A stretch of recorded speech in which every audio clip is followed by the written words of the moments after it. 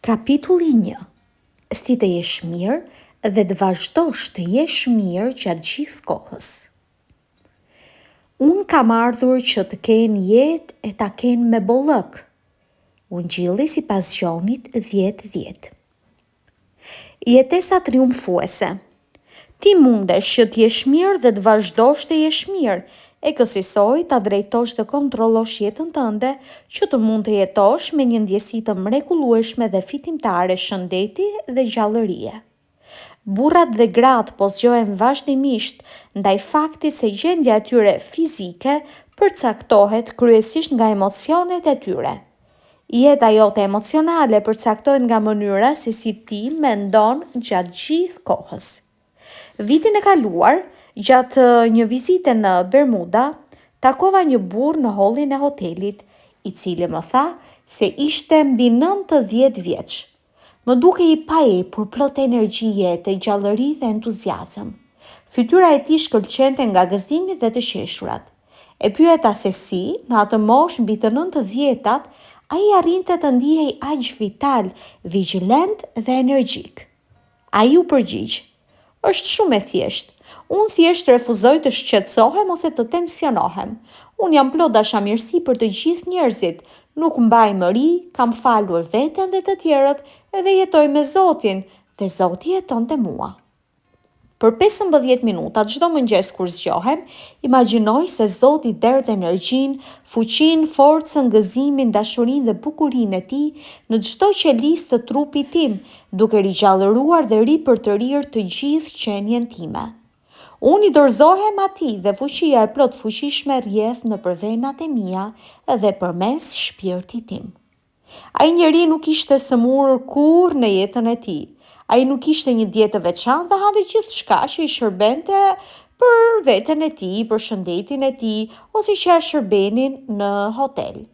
Ai tha se kur një njeri e ha ushqimin e tij me gëzim dhe falënderim, inteligjenca krijuese brenda njeriut e shndërron ushqimin në energji vitale dhe bukuri të lëkurës. Diskutimi i atij njeriu më kujtoi një fragment të shkrimit të shenjtë. Por ata që shpresojnë te Zoti fitojnë forca të reja, ngrihen me krah si shqiponja, vrapojnë pa u lodhur dhe ecin pa u lodhur. Fjala shpresë do të thotë të qetësosh ingranazhet e mendjes tënde, të relaksohesh, të braktisësh mendime të caktuara dhe të jetosh në harmoni me Perëndin. Sinkronizoje mendjen tënde me lumin e Perëndisë së paqes, jetës dhe dashurisë dhe lëviz me ritmin e hynores. Në harmoni me pafundësinë. Një mënyrë e thjeshtë për t'u harmonizuar me Perëndin është të meditosh ngadalë, në heshtje dhe me dashuri mbi Psalmin 23, 27 ose 91, duke përvetësuar të vërtetat që gjenden në to. Atëherë ke për të arritur harmoninë me forcën krijuese të universit. Nëse dëshiron të jesh mirë dhe të vazhdosh të jesh mirë, të sugjeroj që të interesohesh tejmase për të vërtetat e mëdha të përjetshme të Perëndisë, të cilat na janë dhënë që në kohrat e lashta. Interesohu ethshëm për jetën, Zotin, natyrën, kushtoja veten një projekti të vlefshëm nga i cili do të përfitojnë njerëzit e që ka për të bekuar njerëzimin. Angazhoje veten mendërisht dhe emocionalisht në atë projekt, puno për të. Dije se është i mirë dhe do të mbushesh me energji etike dhe plot entuziazëm. Si triumfoi ajo mbi mërzinë? Njihja një grua rreth 50 vjeçare. Ajo ishte e mërzitur, e lodhur, e velët dhe cinike. Ajo nuk ishte asnjë interes tjetër veç vetes. Ajo vazhdimisht fliste për dhimbjet, vuajtjet dhe konfliktet e saj. I thash të bënte pushim nga vetja. Si rezultat, ajo ishte vazhdimisht e lodhur dhe nevrike dhe vuante nga pagjumësia. Për më tepër, ajo po shkatrohej me shpejtësi, po përkeqësohej mendërisht dhe në fakt po e çonte dëm jetën e saj. Sipas sugjerimit tim, ajo filloi të studionte lulet, gjithashtu nisi të shpaloste talentin e saj të fshehtë për muzikën. Ajo mori mësime për piano nga një instruktor i mrekullueshëm që i inkurajonte vazhdimisht. Ajo u zhyt plotësisht në bukurinë e luleve dhe rregulloi kopshtin e saj. Si rezultat i pasioneve të saj të reja, ajo u ftua të flasë për aranzhimet e luleve dhe të ofronte argëtime muzikore për mysafirët e të shoqit. Ajo tashmë merr një gëzim dhe emocion të madh në çlirimin e shkëlqimit të saj të burgosur. Ajo ka mësuar se kur mendja shqetësohet, një teknikë e mrekullueshme shërimi është që të zhytesh, të rrethohesh dhe të përqendrohesh te natyra në të cilën mbizotëron bukuria, rendi, simetria, ritmi dhe proporcioni. Kur mendja projektohet mbi rregullin dhe bukurinë e natyrës, mendja në këtë mënyrë transformohet dhe rinovohet, gjë që sjell shërimin. Për shembull, në shumë spitale të Anglisë dhe Gjetkë, është zakon që pacientët me probleme mendore të merren me prodhimin e lodrave, çantave, karikeve, të kujdesen për kopshtet dhe të mbjellin lule. Me këtë angazhim pune, me dorë në fusha të ndryshme artizanale, mendja e këtyre pacientëve shndërrohet sërish në një gjendje normale të shëndetshme. Sekreti për t'u bërë mirë. Gjatë një vizite në San Francisco, disa muaj më parë, vizitova një mik në spital. Ai kishte një infeksion në veshka dhe gjithashtu një dëmtim në zemër. Ai më tha, nuk do t'jem gjatë këtu. Unë vazhdimisht të përfitëroj veten në tryezën time në zyrën time dhe gjithashtu në shtëpinë time me të dashurit e mi. Unë jam duke bërë të gjitha gjërat në mendjen time që do të bëja po të isha i shëndetshëm dhe i përsosur. Është e drejta ime hyjnore të jemi shëndetshëm dhe ëndra ime është gjithmonë të jem mirë. Unë kam një dëshirë të madhe për të qenë mirë dhe për të qëndruar mirë dhe do të jem mirë. Ai njeri qëndroi në spital vetëm 10 ditë, edhe pse i patën thënë se do i duhet të qëndronte atje rreth 6 javë. Mjeku i tij e cilësoi atë me parametra shëndeti të përsosur, duke i thënë: "Ti kishe një dëshirë të madhe për t'u shëruar dhe natyra t'u përgjigj. Ti duhet ta dëshirosh me gjithë zemër dhe shpirt që të jesh mirë, dhe atëherë do të jesh mirë dhe do të vazhdosh të jesh mirë." Gjetja e dashurisë zotëruese. I njëjti mjek më tha që një pacient në dhomën tjetër duhet të shërohet patjetër, por pacienti nuk luftonte brenda vetes. Me sa duket e kishte lënë gruaja. Pas asaj ndodhia, ai ishte kthyer pijes, dështoi në biznes dhe humbi të gjitha paratë e tij. Mjeku tha se tani ai e kishte pranuar sëmundjen e tij si fatin e tij përfundimtar dhe se donte të vdiste. Unë fola me atë burrë dhe zbulova se ish gruaja e tij kishte vdekur dhe se ai kishte një djalë 10 vjeç prej asaj martese. Ai e donte shumë djalin. Theksova se ai i detyroi djalit të tij një edukim, shoqëri dhe dashuri të mrekullueshme dhe se nëse ai e donte vërtet djalin e tij, ai duhet të jetonte për të. I thash se çdo djalë do një baba dhe tenton të identifikohet me cilësitë dhe karakteristikat e babait të tij. Luajta me realitetin e dashurisë për djalin e tij dhe detyrën e tij ndaj të birit. Dallova një zgjim të jetës brenda atij njeriu, sikurse edhe një dëshirë për të jetuar. Raportet e mëvonshme treguan se ai u shërua shpejt, sepse ai sinqerisht donte të ishte në gjendje të bënte gjërat që tani ishte jashtëzakonisht i interesuar t'i bënte. Do me thënë të ndërtonte një shtëpi të re për veten dhe djalin e tij dhe të çlironte talentet e tij të fshehura për të mirën e njerëzimit. Ai pyeste veten pse nuk u shërua. Kohët e fundit bisedova me një burrë që kishte ulçer në stomak. Ai më tha: "Nuk kam menduar kurrë për ulçerat. Pse duhet të kem këtë sëmundje?" Është e vërtetë që ai nuk kishte menduar për ulçerat, por ai kishte patur mendime të sëmura për një periudhë të gjatë kohore, të tilla si shqetësim, pakënaqësi, urrëtie dhe armiqësi. Bibla thotë: "Njeriu është ashtu siç ai mendon në zemrën e tij." E pavetëdijshmja kontrollon të gjitha funksionet e trupit tënd dhe është aktive 24 orë në ditë. Nuk pushon kurrë.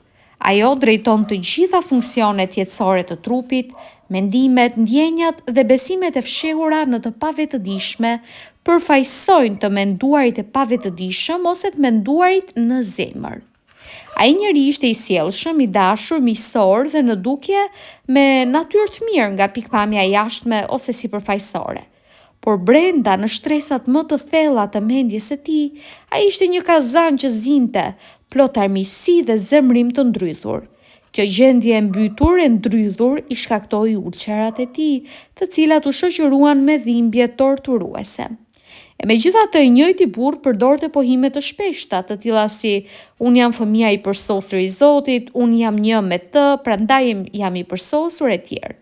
Ai pyeste veten pse nuk u shërua. I shpjegova se ishte të menduarit negativ dhe shkatrues për një periudhë të gjatë kohore, ajo që e solli në këtë gjendje të sëmurë. Teksa është e vërtet që shpirti në të është i plot, i përsosur dhe i lirë, dhe të gjitha organet e tij janë idejtë e Perëndis që janë të përsosura në mendjen e Perëndis. Megjithatë, ai nuk mund të shërohej ndërkohë që ishte plot mëri dhe armiqësi. Ai gjithashtu besonte se sëmundja e tij ishte e pavarur nga mendja e tij dhe se ulçerat ishin shkaktuar nga një dietë e keqe dhe ndoshta do të ishin fatale për të. Me një shëndrim të tillë mendor, pohimet e tij do të dilnin të pavlefshme dhe pohimi i thjesht unë jam fëmijë i përsosur i Zotit nuk do të kishte asnjë dobi. Në momenti kur u jep fuqi mikrobeve, shkaqeve të jashtme, ose mendon se kanceri ka një inteligjencë dhe fuqi të vetëm për të të shkatruar, bindjet dhe pohimet e tua për përsosmëri, tërësi dhe vitalitet hyjnor do të jenë të pafrytshme.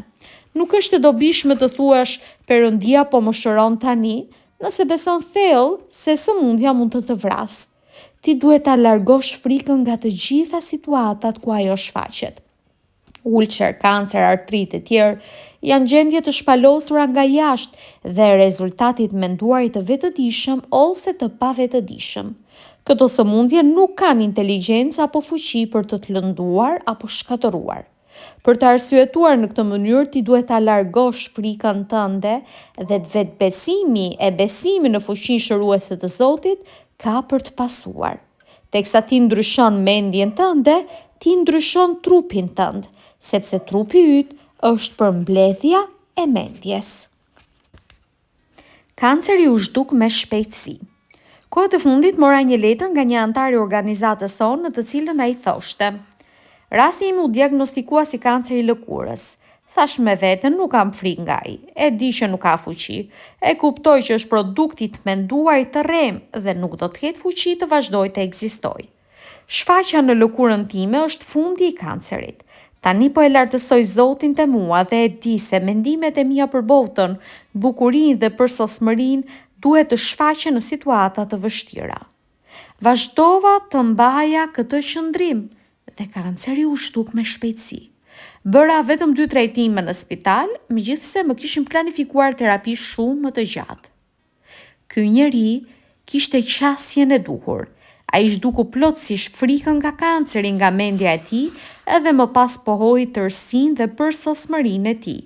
Për më tepër, ai imagjinoi mjekun e tij duke i thënë: "Ti je shëruar plotësisht." Imazhi që mbante në mendjen e tij u zhyt në të pavetëdijshmen e tij dhe çdo gjë që përmban e pavetëdijshmja shpaloset gjithmonë. Triumfi i futbollistit të gjymtuar. Një futbollist më tha një herë: "Isha i gjymtuar për 3 muaj dhe qëndrova i shtrirë me shpinë në spital. Gjatë gjithë kohës që isha në spital e imagjinoja veten në fushë duke luajtur futboll. E jetova skenën dhe ndjeva në zemër se qëndrimi im në spital ishte vetëm i përkohshëm." Ai pati një rikuperim të jashtëzakonshëm. Çelësi i shëndetit dhe rimëkëmbjes së tij të përsosur ishte se teksa ishte i paaft fizikisht, ai gjithmonë përfytyronte në mendjen e tij funksionimin e përsosur të mendjes dhe të trupit të tij në lojën e jetës. Po të kishte thënë me vete, jam i gjymtuar, jam i pashërueshëm, ndodhem në një situatë pa shpresë, do të mbetej akoma në spital i shtrirë. Kur të duket të arsyeshme dhe logjike të jesh mirë, të shërohesh dhe të vazhdosh të jesh mirë, atëherë do të shërohesh. Ti mund të përdorësh një patericë për disa javë, por ti e di në zemrën dhe mendjen tënde se do të ecësh përsëri. Shërimi i mrekullueshëm i një të prekurin nga poliomeliti. Disa vite më parë, takova një burr në Universitetin Hebraik në Izrael, i cili më tha se kur kishte qenë rreth 8 vjeç, ishte prekur prej poliomelitit dhe se babai i tij kishte thënë se do të mbetej sakat gjatë gjithë jetës. Me fjalë të tjera, babai dhe nëna e tij e kishin pranuar humbjen, duke deklaruar se gjendja e tij ishte e pashërueshme dhe e pa shpresë. Megjithatë, një ditë, një doktor i ri amerikan, një mik i babait të tij, vizitoi shtëpinë e tyre dhe i tha: "Soni, ti mund të ecësh përsëri, ti je i ri dhe bota është para teje." Doktori u drejtua babait dhe i tha: "Lëreni këtë djalë të detyrohet me duar dhe gjunjë që të shkojë vetë në tryezë për të ngrënë. Lëreni të zvarritet këmba dorës edhe të kthehet në shtrat." Doktori i tha babait i blinte djalit një biçikletë dhe ta hipte djalin në të dhe ta detyronte sa të mundte të përdorte këmbët. Babai bleu biçikletën dhe çdo ditë për orë të tëra babai vazhdoi stërvitjen me biçikletë, duke inkurajuar dhe ndihmuar të birin të përdorte muskujt e dëmtuara të këmbëve. Pas disa muajsh, djali filloi të përdorte disi këmbën e djathtë e kështu i ndodhi edhe me të majtën. Pas 6 muajsh, ai mund ta ngjiste vetë biçikletën. Ky, tha ai, ishte emocioni më i madh jetës së tij. Ky njeri ishte mëshirimi i shëndetit fizik dhe mendor. Ai ka një vlerësim të thellë për anën shpirtërore të jetës. Ai më tha: "Zoti që krijoi këmbët dhe krahët e mi i shëroi ato. Shpirti brenda meje kontrollon trupin tim dhe është e vetmja prani shëruese." Zoti për të ishte jeta, mendja dhe shpirti universal që gjallëronin të gjithë qenjen e tij. Në fakt, trupi yt rikrijohet çdo sekond dhe kështu arrihet plotësisht dhe mendimi yt. Kirurgu yt mund ta heqë atë pengesë siç është ulçera, rritja e normale shkaktuar nga të menduarit negativ, por nëse nuk e ndryshon mënyrën tënde të të menduarit, nuk do të ketë shërim të përhershëm. Merre shtratin tënd me vete dhe ec plot triumf. Të gjitha cilësitë dhe fuqitë e Zotit janë brenda teje. Çohu, merre shtratin tënd me vete dhe ec, do të thotë të pranosh të vërtetën e Zotit dhe të ecësh i lirë në dritën dhe lavdinë e Perëndisë. Ec si njeriu i prekur prej poliomelitit në një vizion të ri, një vend të ri në mendjen tënde. Trupi yt do të ndjek vizionin dhe imazhin tënd mendor. Ti shkon atje ku është vizioni yt. Vizioni yt, kur mbështetet nga besimi dhe përsëritet me intensitet, do të bëhet realitet në panoramën e hapësirës. Ti duhet të vëzhgosh vazhdimisht modelet e paraqitura në mendjen tënde të vetëdijshme.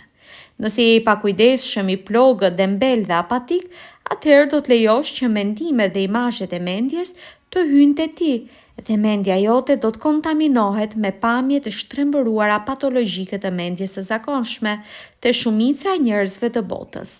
Mendja njerëzore beson në kufizim, shkatrim, fatkeqësinë, aksidentin, vdekjen dhe sëmundjen si të pavarura nga mendja e njeriut.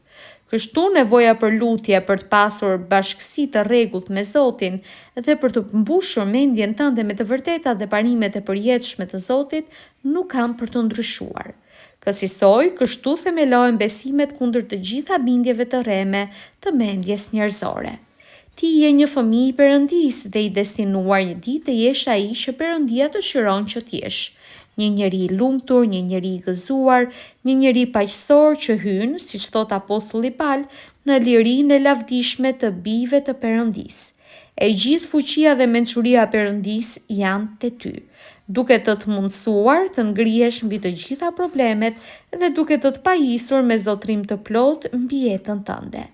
Jeta jote është jeta e Zotit dhe mendja jote është mendja e Zotit. Kjo është arsyeja pse ti je i përjetshëm dhe do të jetosh përgjithmonë. Ti së bashku me të gjithë njerëzit, një ditë do të zgjohesh për lavdinë hyjnore të Perëndisë, për vete dhe do të shohësh veten tënde ashtu siç të sheh Perëndia ty tani, njeriun e përsosur. Mbështille vete mendërisht me madhështi dhe fuqi dhe kuptoje unitetin tënd me Zotin. Imagjinoje shëndetin, lumturinë dhe lirinë tënde të eci në dritën e Perëndisë, duke e ditur se ai është një pishtar për këmbët e tua në çdo kohë. Bëhu një mjet i hapur përmes të cilit Zoti i luan këto të vërteta në fijet e zemrës tënde. O birë, ti je gjithmonë me mua dhe çdo gjë që kam është e jotja. Ungjilli sipas Lukës 15:31. Shqyrtimi i pikave kryesore. 1. Ti mund të bësh një jetë triumfuese duke hapur mendjen dhe zemrën tënde vazhdimisht, ndaj vërshimit brenda teje të fuqisë, gëzimit, forcës dhe urtësisë së Perëndisë. 2. Për të qenë mirë dhe për të vazhduar të jesh mirë, përkushtoju mendërisht dhe emocionalisht në projektin tënd. Puno për të dhe do të mbushesh me energji dhe vitalitet. 3. Ti mund të triumfosh mbi mërzinë duke çliruar potencialet e tua të brendshme, duke u përfshirë dhe duke u interesuar vazhdimisht për të vërtetat e Perëndisë, duke kontribuar në shoqëri dhe duke ndarë talentet, dashurinë dhe miqësinë tënde me të tjerët. 4. Kur ke një dëshirë të fortë për të qenë mirë dhe për të vazhduar të jesh mirë, do të jesh mirë. 5. Kur një person nuk ka dëshirë për të jetuar, zbulo dashurinë e tij më të madhe dhe përdore atë, dhe ti ke për t'i dhënë atij një frymë të re në jetë. 6. Edhe pa menduar për ulqerat, mund të kesh ulqera. Mund të kesh mendime të sëmura si shqetësim, pakënaqësi, urrëtie dhe armiqësi. 7.